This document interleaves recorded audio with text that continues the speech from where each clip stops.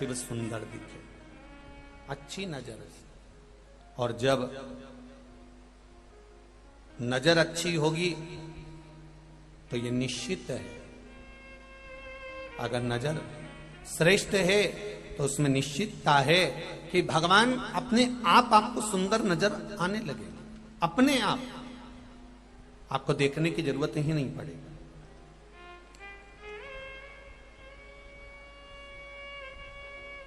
आपके भीतर की सुंदरता आपको भगवान में अच्छापन दिखाने का प्रयास करेगी।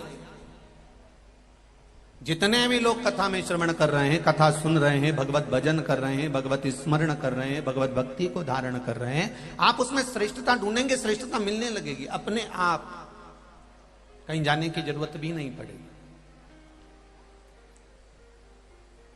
एक अप्सरा जिसका नाम है मधुरा, जरा विचार करिए, वो मधुरा भगवान शंकर के पास पहुंची है, देवलोक से पहुंची है, और शंकर भगवान के स्वरूप में उसे सुंदरता नजर आ रही है। भगवान शंकर का स्वरूप उसे सुंदर दिख रहा है, भगवान शंकर का स्वरूप उसे आनंदमय दिख रहा है, भगवान शंकर का स्वरूप उसको अलमस्त आनंद भक्ति में नजर आ रहा है।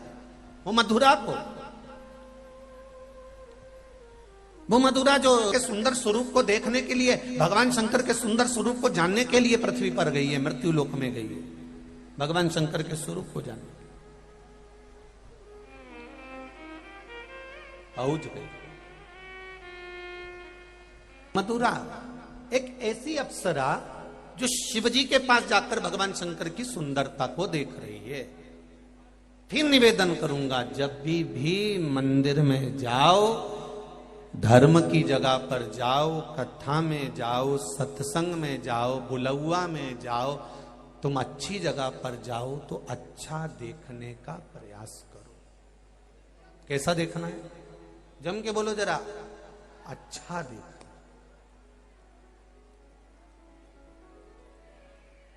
तुम जितना अच्छा देख सकते हो उतना अच्छा देखो। और हम क्या देखते हैं मंदिर में जाने के बाद में? अरे कितनी गंदगी पड़ी हुई है, कितनी गंदगी। सबसे बड़ी दुख की बात एक ही है कि हम अपने धर्म में से गंदगी निकालने का प्रयास करते हैं और दूसरे के धर्म की खूब बड़ाई करते हैं। उससे तो वो देखो, उनको देखो, उनको देखो। अपने धर्म में तुमने जिंदगी भर बुराई ढूंढी है और दूसरे के धर्म में तुम हमेशा अच्छा देखते रहे। दूर के ढोल, जम के बोलो रे मंदसौर वालों, दूर के ढोल सुहावने। दूसरे धर्म में अच्छाई दिख रही है और अपने धर्म में बुराई। जिस सनातन धर्म में पैदा हुए हो, जिस सनातन धर्म के अंदर जन्मे हो, और जन्म लेने के बाद भी तुमने केवल 24 घंटा सनातन धर्म की बुराइयों को केवल छाटा है, इसमें से तुम अच्छा ही नहीं निकाल सके कि अरे क्या जोरदार आनंद है साहब, क्या पशुपतिनाथ का मंदिर है साहब, क्या सुंदर सेवा हो रही साहब, क्या सहस्त्रलिंग है साहब, क्या शिवना नदी है साहब। अपने बखान, अपना गुणगान अपने को करना,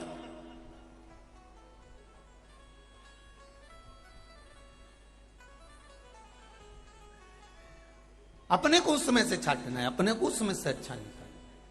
और हम तो उसमें के हैं। कई लोग दुनिया में ऐसे मिलेंगे, वृंदावन घूमने गए, मथुरा घूमने गए, ब्रज 84 कोस की यात्रा करने गए, कहीं द्वारका जी घूमने गए, कहीं जगन्नाथ चले गए, कहीं बद्रीनाथ गए, कहीं आप रामेश्वरम गए 12 ज्योतिर्लिंग का दर्शन करने, कहीं आप गंगा सागर चले गए। जितनी जगह हम जाएंगे उतनी जगह से हम बुरा छाट कर लाएंगे। मैं तो वृंदावन गई थी, दर्शन करने के लिए गई थी, वहां तो इतनी गंदगी, इतनी गंदगी। मैं तो गिरिराज जी की परिक्रमा कर रही थी, पूरा नाली का पानी बाहर आ रहा था। अरे तू गिरिराज जी की परिक्रमा करने गिरिराज जी से नेल मिलाने गई थी कि नाली से नेल मिलाने गई थी? पूरा नाली का पानी बाहर आ रहा था। अरे मैं तो पहुंची थी वहां पर और मैंने देखा वहां तो इतना भीड़, और कई जगह लोग कहते वहां का तो पंडा ऐसा, तो वहां का तो तू मां भगवान को रिझाने गई थी कि पंडा से भिड़ने गई थी?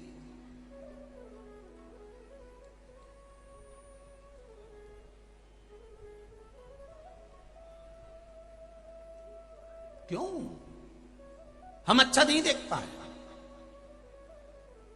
वो मधुरा नाम की अप्सरा शिव जी को देखकर आनंदित हो गए। इतने सुंदर, क्या देवपति देव महादेव इतने सुंदर हो सकते हैं? इतने सुंदर।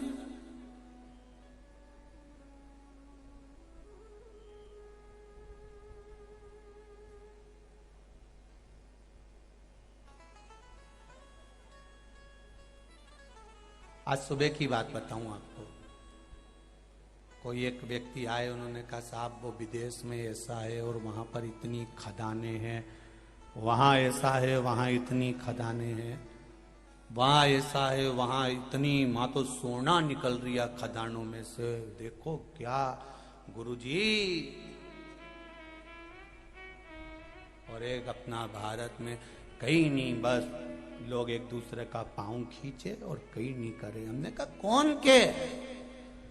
सारी दुनिया में सारी माइंस होगी, सारी दुनिया में ढेर खदान होगी, पर भारत की भूमि पर संतों की खदान है।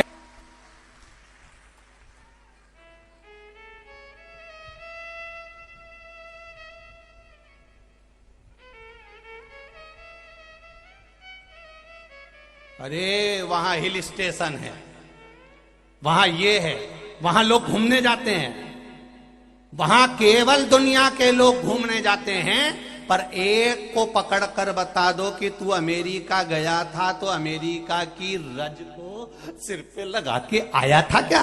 कि हालैंड घूमने गया था तो वहां की रज को सिर पे लगा के आया था? कि तू न्यूयॉर्क गया तो वहां से लाया, दुबई गया तो वहां से मिट्टी लगा के अपने सिर पर आया? केवल एक भारत माता की गोद ऐसी होती है कि जो आता है विदेश से भी तो पहले इस मिट्टी को सिर पर रगड़ कर जाता है, क्योंकि भारत भूमि है। हम दूसरी जगह का बखान कर रहे हैं, वहां इतनी खदानें, वहां इतनी खदानें। सारी खदानों को छोड़ो, भारत की भूमि पर संतों की खदान है।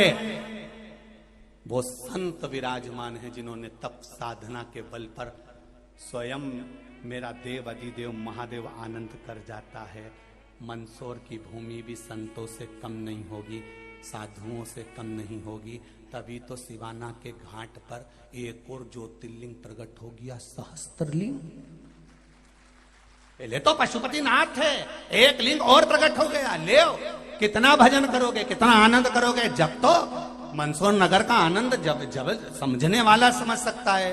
जिसके भीतर अच्छाई देखने का आनंद होगा वो अच्छा ढूंढेगा, जिसमें अच्छाई देखने का आनंद होगा वो अच्छा ढूंढने का प्रयास करेगा।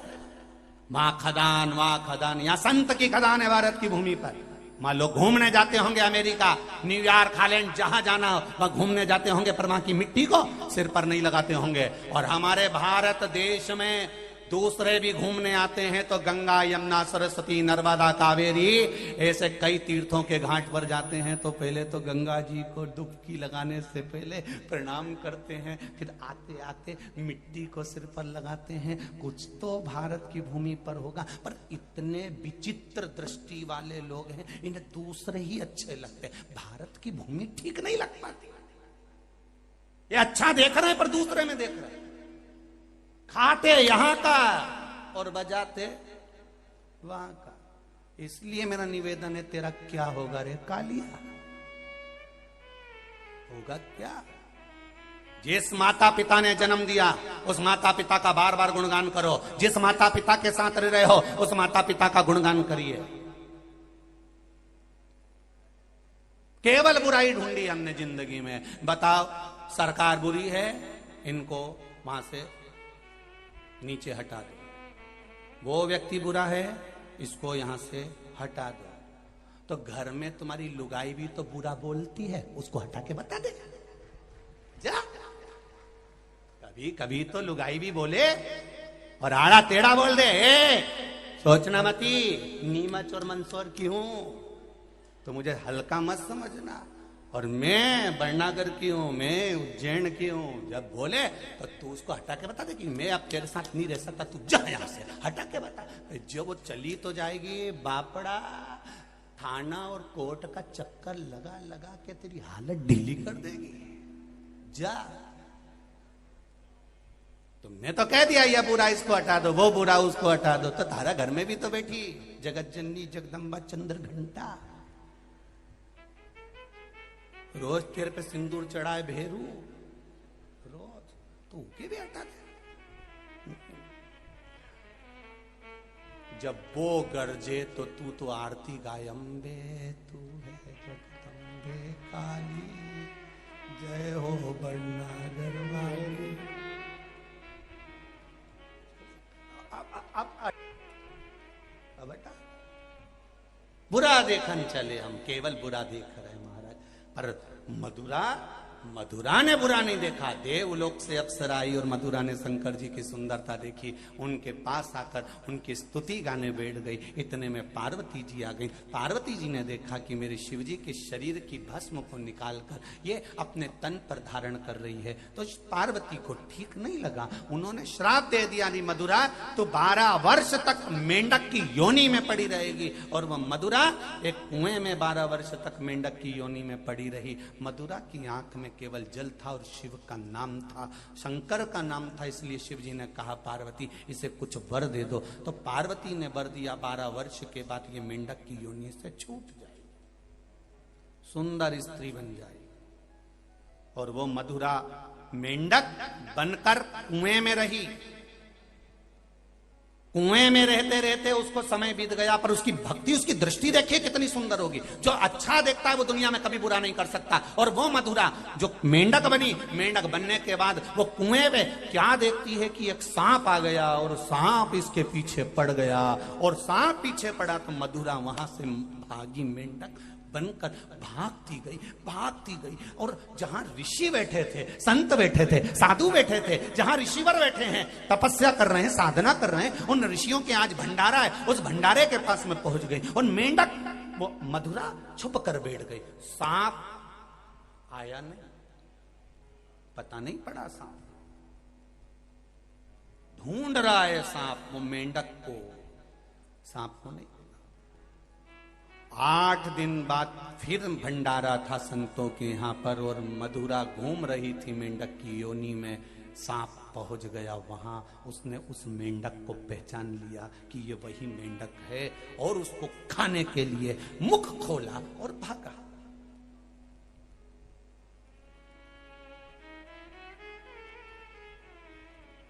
मुख खोला और भागा। जैसे आज सुबह अभिषेक चल रहा था बाबा का, और इतने सारे सभी भक्त लोग अभिषेक में लगे हुए थे, और वहीं एक सांप आकर घूम के आया था सुबह, और घूम के और वो जाए। तो ये तो शिव है, कहीं ना कहीं किसी ना किसी रूप में आकर दर्शन दे ही जाता है। वो आया, चले, उसका भाव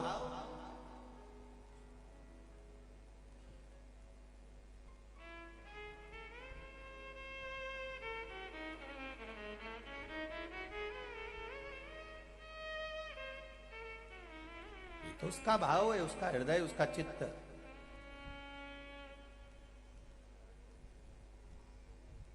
अब सांप पीछे पड़ा मेंढक के, मेंढक फिर भागा, मधुरा फिर भागी। भागते भागते मधुरा एक भगोने के पीछे छुप गई। सांप उसको खाने के लिए के भगोने में गिरा। मेंढक मधुरा ने देखा कि इसमें सांप गिर गया। अगर कोई दूसरा होता तो ये सोचता कि अच्छा हुआ मर गया। अगर अपने जैसा कहीं का होता और तुम्हें जो परेशान करने वाला के साथ एक्सीडेंट हो जाए, परेशान करने वाले को दुख आ जाए, तो तुम सबसे पहले हनुमान जी को नारियल चढ़ा, अच्छा है, अच्छा है।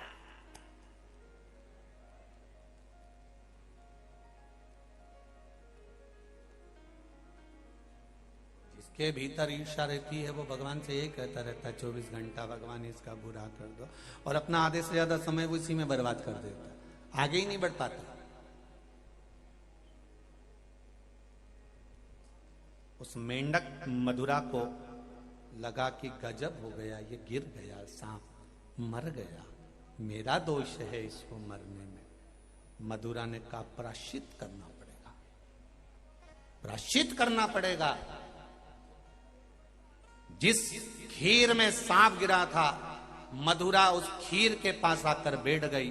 संतों का इंतजार करती रही कि कोई संत आए संत आए और जैसे ही देखा सामने से संत आ रहे हैं और उन्होंने खीर का भगोना उठाना चाहा, इतनी देर में मधुरा और मेंढक उस खीर में गिर गया। और मधुरा मेंढक जब खीर में गिरा, गिरते ही ब्राह्मण संतों ने सोचा, अरे ये मेंढक ने पूरी खीर बिगाड़ दी, मर गया मेंढक, तपती हुई गर्म खीर में मर गया।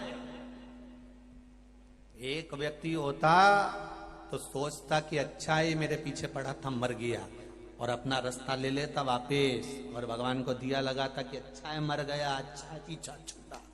पर मधुरा ने उस सांप के लिए कि प्रायश्चित करूंगी, खुद ने अपने प्राणों को त्याग दिया, खीर में गिर गई। संत ब्राह्मण को मालूम पड़ा कि मेंढक गिर गया, तो उन्होंने खीर को वहीं पर उंडेल दिया, फेंक दिया। जैसे ही खीर उंडेलते से ही देखा कि इसमें तो सांप पड़ा था और हम संत साधु ना मर जाएं, इसलिए इस मेंढक ने हमारी रक्षा करी है। संतों ने हाथ में जल ले लिया। देखिए मंदोदरी का जन्म देखिए कि लोग कहें कि मंदोदरी कैसी थी वो समझिएगा। संतों ने हाथ में जल लिया और उस मधुरा मेंढक जो मर चुका था उस पर जल छोड़कर कहा कि जा, तुझे हम जीवित करते हैं। और संत साधु वैसे ही नहीं छोड़ देते, गुरु ऐसे ही नहीं छोड़ देते। गुरु मेंढक को मेंढक ही बनाकर नहीं छोड़ते, संत मेंढक को मेंढक के रूप में ही नहीं छोड़ते, संत उसको पवित्र आत्मा बनाकर छोड़ते हैं। तो उन्होंने हाथ में जल लेकर उस पर छीटा और सुंदर स्त्री बना दिया। वहीं से मय दानव आ रहे थे, उन मय दानव ने देखा इतनी सुंदर कन्या मेरे बच्चे नहीं है, चरण पकड़ लिए। संतों ने कहा इस कन्या का क्या करेंगे, तुम ले जाओ, तुम इसका पालन करना। और वो कन्या का नाम मंदोदरी रखा। वो मंदोदरी जब जाने लगी, जाते जाते उसने संतों ऋषियों के चरण पकड़ लिए। गुरुवर मैं आपकी बेटी हूं, तो हमें कुछ जाने के समय पर दोगे नहीं? तो ऋषियों ने कहा, ए बेटा मंदोदरी, हम तुम्हें आशीर्वाद देते हैं, जब जब कोई मार्ग से भटकेगा, चाहे तेरा बेटा हो, चाहे तेरा पति हो, चाहे तेरा पिता हो, चाहे तेरा भाई हो, चाहे तेरी बहन हो, मार्ग से जब भटकेगा मंदोदरी, तुझे किसी गुरु के पास जाने की जरूरत नहीं पड़ेगी। ये सप्त ऋषियों का ज्ञान तेरी बुद्धि में रहेगा और तू उन ऋषियों के ज्ञान से सबको ज्ञान देती रहेगी। तू साधारण नहीं रहेगी, तू साधारण नहीं है।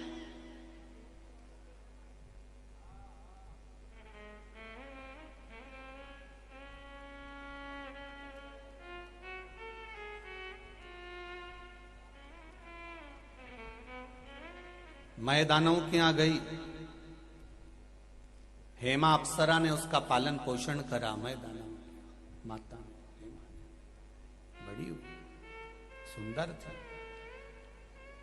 उसकी सबसे बड़ी सुंदरता थी उस मंदोदरी की, वो शंकर की उपासक थी। एक बात अपनी जिंदगी में याद रखना, जितने साधु संत सन्यासी बाबा जोगी का दर्शन करोगे, ये क्रीम पाउडर नहीं लगाते, चंदन का तिलक है, गले में रुद्राक्ष की माला है और थोड़ी सी भस्म शरीर पर लपेट कर रखी है, साधारण से वस्त्र हैं।